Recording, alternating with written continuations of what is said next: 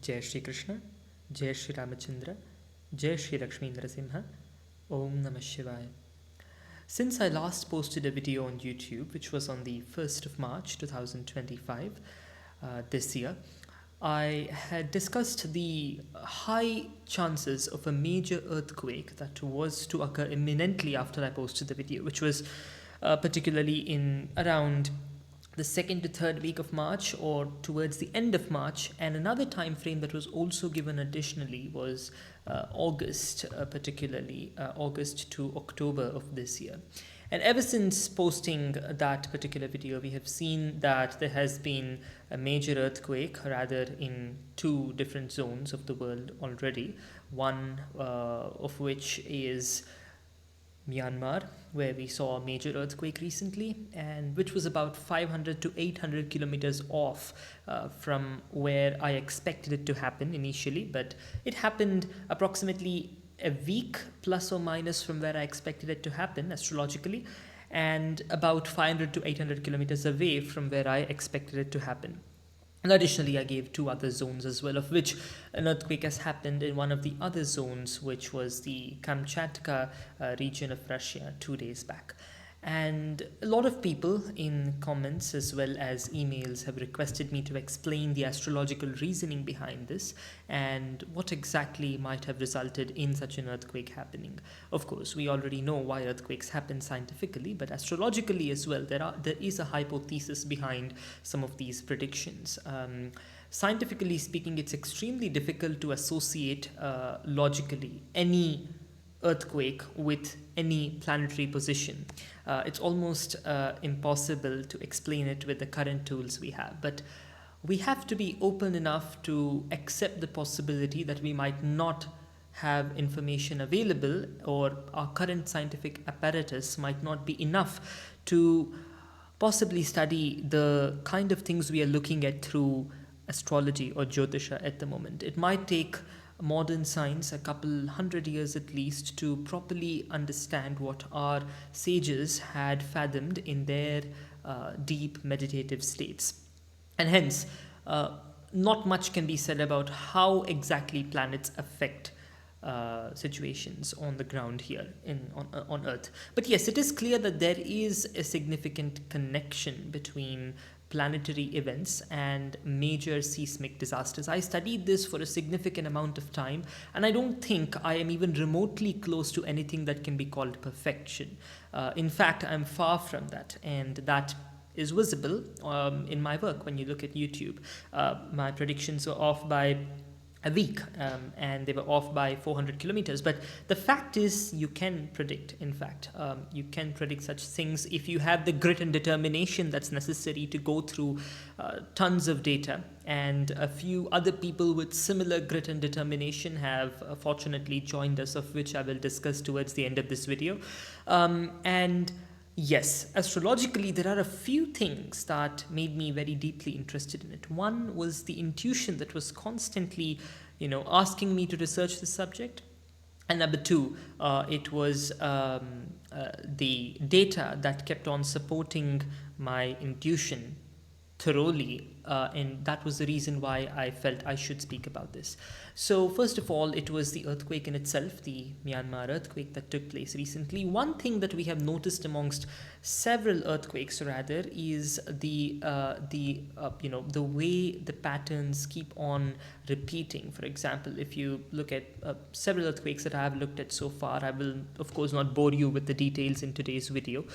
You would have four significant combinations repeating in several of these earthquakes. You would have one, the superior planets, which are Jupiter, Mars, and Saturn, which are outside of the Earth, behind the Earth in the solar system, the belt of the Grahas. So Jupiter, Mars, and Saturn most likely are in kendras to each other. That's at an approximate 90 degrees from each other, plus or minus 15 degrees.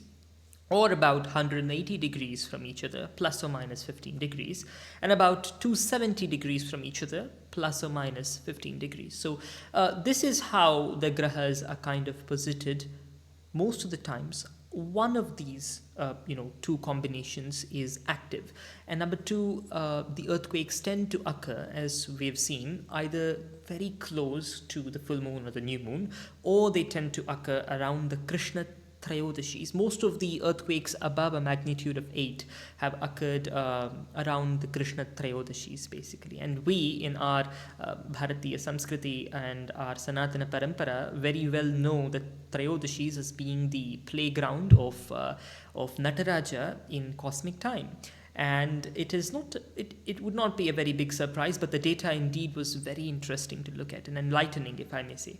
So, looking at the data, of course, encouraged me to make such a prediction about March 2025.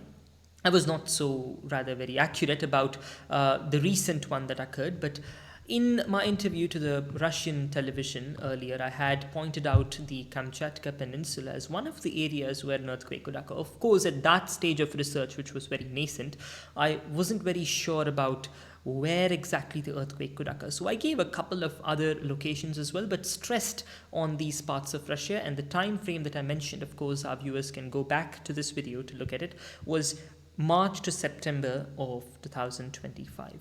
In Russia, natural disasters again, the same time frame, March to Опять же, природных катаклизмов следует ожидать, и соседние регионы, они под угрозой, и также Дальний Восток, Камчатка, Камчатский пояс и весь соседний регион.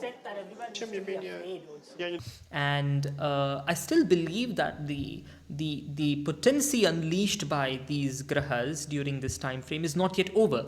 I still believe there's a very strong chance of another seismic event taking place before this year winds up. And my research has now, however, shifted towards a newer and rather very interesting subject, which is that of cyclones.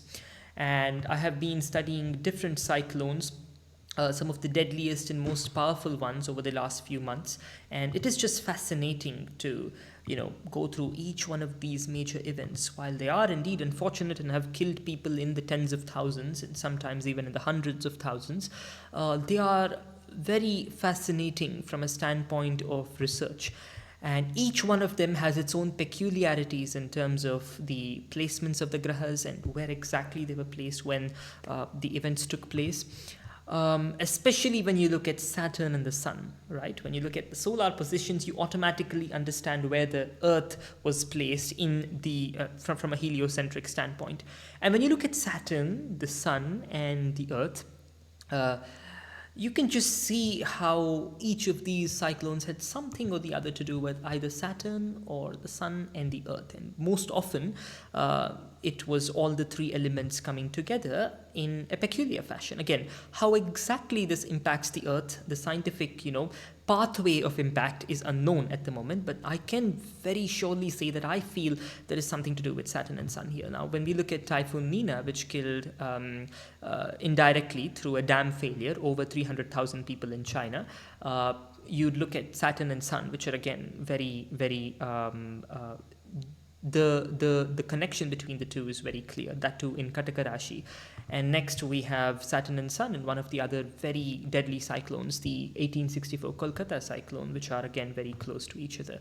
And again, you have the same pattern repeating. You have Sun at 27 degrees, Saturn at 26 degrees, opposite to each other precisely, in the 1970 Bhola cyclone, and you have a similar combination in the Bangladesh super cyclone in 1991. Then when you look at Hurricane Katrina, you have Saturn, Sun, and Jupiter all lined up straight from a geocentric standpoint, and so on and so forth. Some of the time data on the charts that you're seeing on the screen might not be very accurate, but the dates, I suppose, are accurate.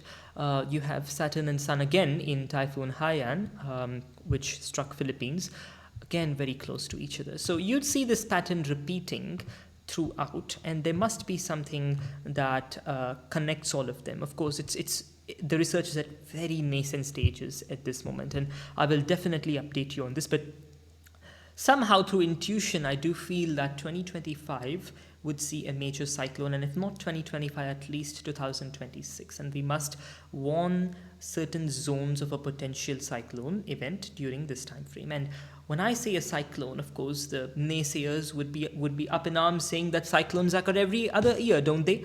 But I would like to counter that, saying big cyclones do not occur every other year. There is categorization in statistics. You have categories, and some are of very high intensity, and they don't occur every other year. For example, when I predicted the present Myanmar earthquake in 2025 March, of course, a lot of people did recognize how accurate it was. I still see room for improvement, but we had a bunch of naysayers. I do thank them for their encouragement, who pointed out that earthquakes happen every other year. But I'd like to point out again that big earthquakes that kill a lot of people and cause a lot of damage of great intensity do not happen continuously. For example, in 2024, the entire year, we did not see much dangerous seismic activity, and we did not see a large scale deadly event which killed people in the thousands. So these sorts of events do not happen very regularly. They are few and far in between, and we need to study their impact on human life if we have to do something good for humanity. And I always endeavor to do something. I understand my contributions might not be much, but I do endeavor to be able to figure out what could happen next, and especially in terms of cyclones. So this is the focal point of research at the moment, and I just wanted to share a sneak peek on some of the research I was doing so far. And I hope if any interested person is watching this video, I do welcome you to research this in further detail. So this is about earthquakes, cyclones, and disasters, something that is very important for us to study further in detail.